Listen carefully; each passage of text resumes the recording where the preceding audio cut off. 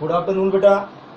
आज हम हमारे टॉपिक भारत के राष्ट्रपति की आपातकालीन शक्तियाँ इसके बारे में डिस्कस करेंगे।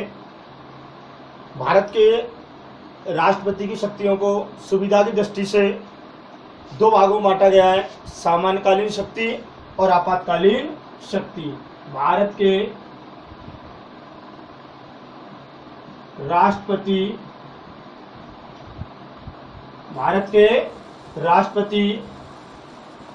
की शक्तियों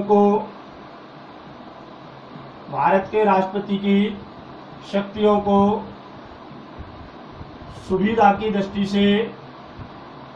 सुविधा की दृष्टि से अर्थात अध्ययन की दृष्टि से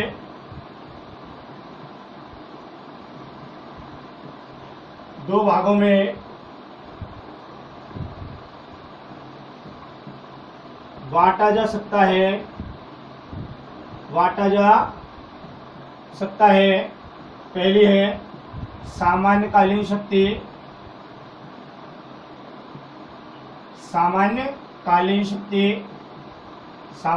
शक्तियाँ और दूसरी है आपातकालीन अर्थात संकटकालीन शक्तियाँ।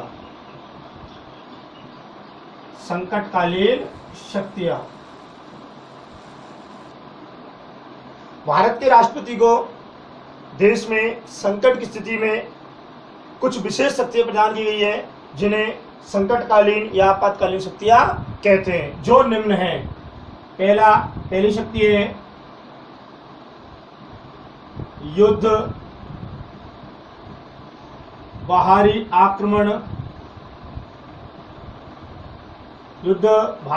आक्रमण या सशस्त्र विद्रोह से उत्पन्न संकटकालीन परिस्थितियां।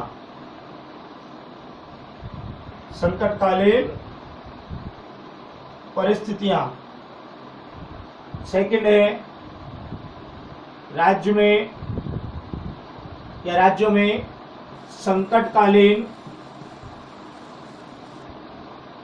में संवैधानिक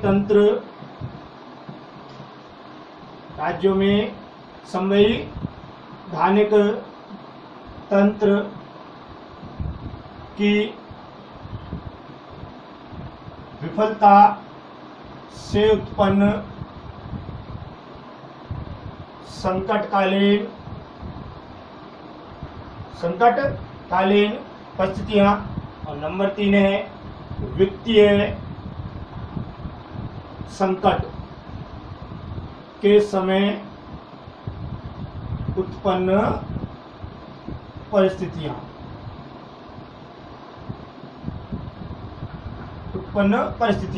अर्थात भारत के राष्ट्रपति की आपातकालीन शक्तियां 3 है: युद्ध, बाहरी आक्रमण या सशस्त्र विद्रोह के समय उत्पन्न आपातकालीन परिस्थितियां, राज्यों में संवैधानिक तंत्र की विफलता से उत्पन्न परिस्थितियां और वित्तीय संकट के समय उत्पन्न परिस्थितियां।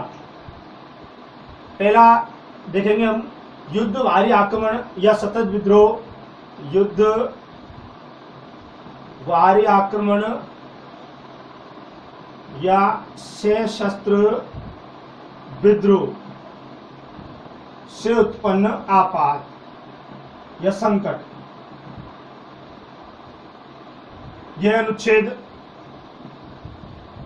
352 भारत के संविधान के अनुच्छेद 352 में युद्ध, बाहरी आक्रमण या सतत विद्रोह से उत्पन्न आपात परिस्थितियों पर भारत के राष्ट्रपति की शक्ति का वर्णन किया गया है।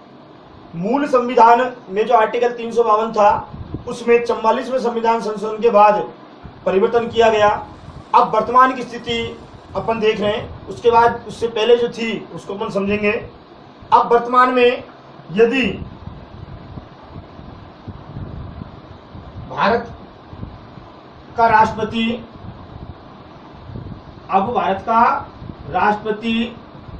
युद्ध, बाहरी आक्रमण या सशस्त्र सशस्त्र विद्रोह की आशंका के आधार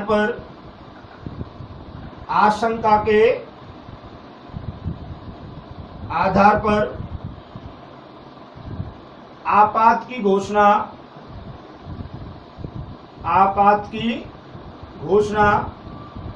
कर सकता है।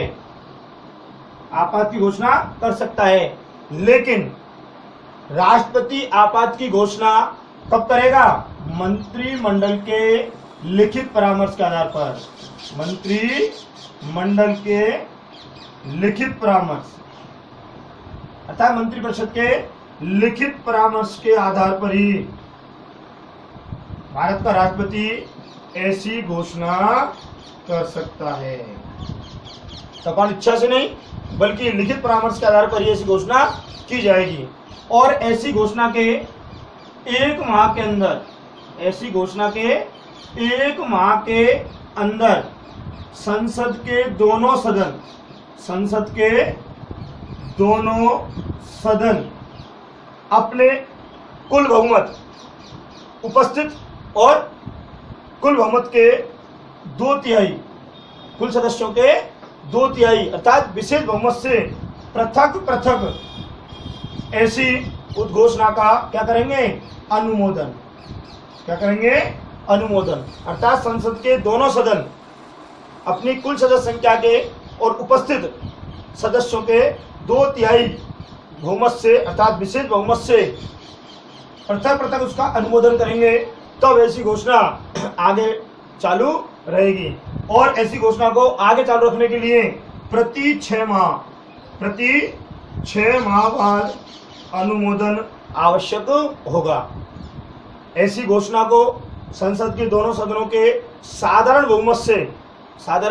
बहुमत से विधेयक पारित करने के बाद समाप्त भी किया जा सकता है। लेकिन 44वें संवैधानिक संशोधन के पहले ऐसी घोषणा आंतरिक अशांति के नाम पर भी की जा सकती थी। किस पर की जा सकती थी? आंतरिक अशांति के नाम पर।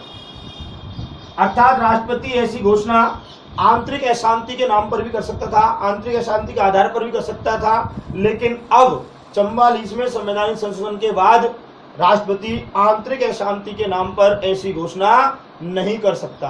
पहले ऐसी घोषणा 2 माह या आगे रेगुलर लगातार रह सकती थी, लेकिन अब ऐसी घोषणा का 1 माह के अंदर संसद के दोनों सदनों द्वारा अपने उपस्थित कुल सदस्यों के 2/3 बहुमत से पृथक अनुमोदन आवश्यक हो गया है।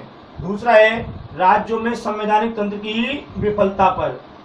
राज्यों में संवैधानिक तंत्र की विफलता पर उत्पन्न आपात, यह अनुच्छेद 356।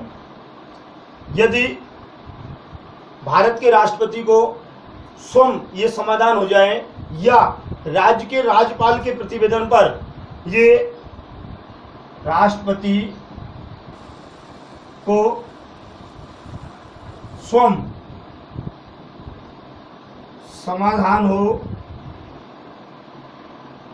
या राज्यपाल किसी राज्य का या किसी राज्य के राज्यपाल के प्रतिवेदन पर मालूम हो कि राज्य का शासन संविधान के उपबंधों के अनुसार चलाया जाना संभव नहीं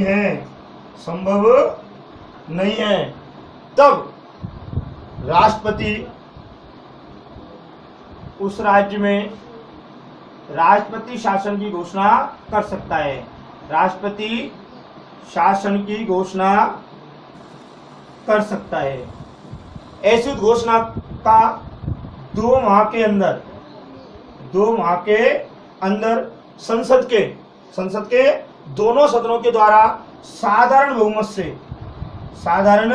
बहुमत से पृथक अनुमोदन आवश्यक है। ऐसी घोषणा को आगे बढ़ाया जा सकता है संसद के दोनों सदनों के साधारण अनुमोदन के द्वारा, लेकिन किसी भी परिस्थिति में ऐसी घोषणा का 3 वर्ष से अधिक नहीं बढ़ाया जा सकता। 3 वर्ष से अधिक किसी भी परिस्थिति में ऐसी घोषणा को 3 वर्ष से अधिक समय के लिए नहीं बढ़ाया जा सकता। तीसरा है वित्तीय आपात। वित्तीय आपात अनुच्छेद 360। भारत का राष्ट्रपति संविधान के अनुच्छेद 360 के अंतर्गत यदि ये मानता है कि भारत की साख या वित्तीय क्षमता को संकट उत्पन्न हो गया है, ऐसी परिस्थिति में भारत का राष्ट्रपति अनुच्छेद 360 के अंतर्गत वित्तीय आपात की घोषणा कर सकता है।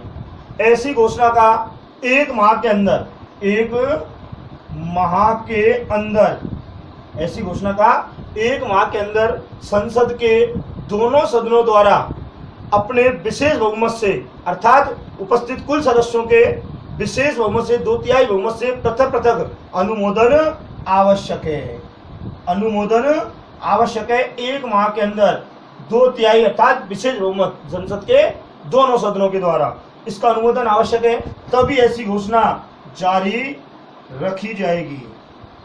इसे आगे जारी रखने के लिए प्रति 6 माह बाद इसका पुनः संसद के दोनों सदनों के द्वारा अनुमोदन आवश्यक होगा और साधारण बहुमत के द्वारा ऐसी घोषणा को लंबित भी किया जा सकता है।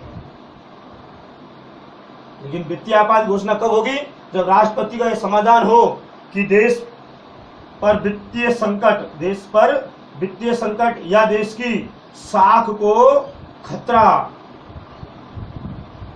हो गया है। एक बार पुनः देखते हैं। भारत के राष्ट्रपति की शक्तियों को सुविधा की दृष्टि से, अध्ययन की दृष्टि से 2 भागों में बांटा गया है। सामान्यकालीन शक्ति, आपातकालीन शक्ति।